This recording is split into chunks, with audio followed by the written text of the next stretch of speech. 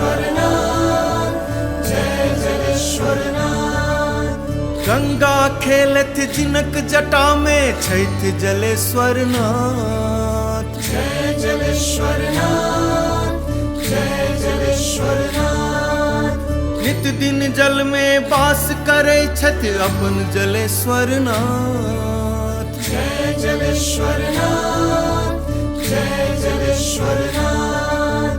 गंगा खेलत जिनक जटा में छैठ जलेश्वरनाथ, नित दिन जल में वास करे छथि अपन जलेश्वरनाथ। जय जय जलेश्वरनाथ, जय जय जलेश्वरनाथ, जय जय जलेश्वरनाथ, जय जय जलेश्वरनाथ।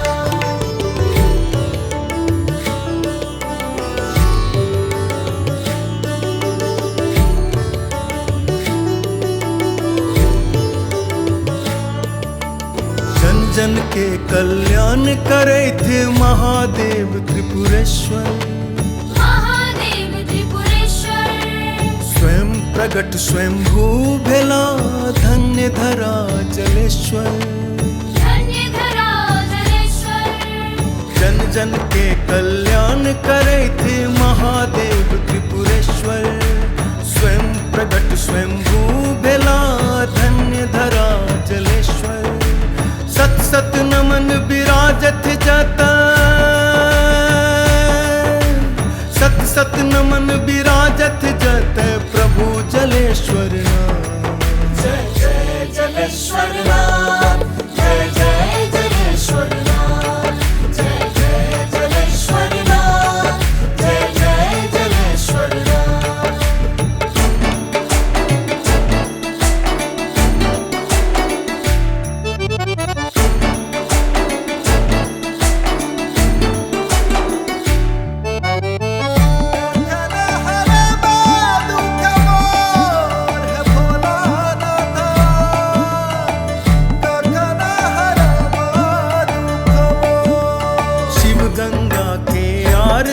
स्थल पावन भूमि जलेश्वर, पावन भूमि जलेश्वर। शक्ति भूमि मिथिला नगरी के सुरक्षा कवच महेश्वर। सुरक्षा कवच महेश्वर। शिव गंगा के आरती स्थल पावन भूमि जलेश्वर, शक्ति भूमि मिथिला नगरी के सुरक्षा कवच महेश्वर। शरणागत के पुरथ मनोरथ,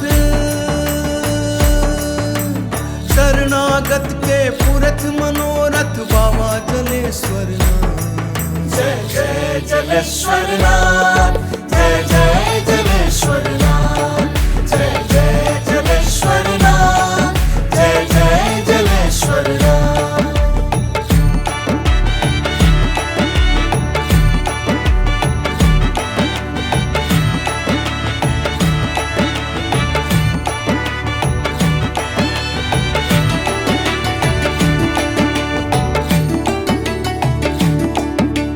जगत गुरु देवाधिदेव दानी शंकर विश्वेश्वर, दानी शंकर विश्वेश्वर। सर्वज्ञ जन जन के रक्षक गंगाधर परमेश्वर। गंगाधर परमेश्वर। जगत गुरु देवाधिदेव दानी शंकर विश्वेश्वर, सर्वज्ञ जन जन के रक्षक गंगाधर परमेश्वर। कल्याण करु है शशि शेखर, कल्याण करु है शशि शेखर प्रभु जलेश्वरनाथ। जय जय जलेश्वरनाथ,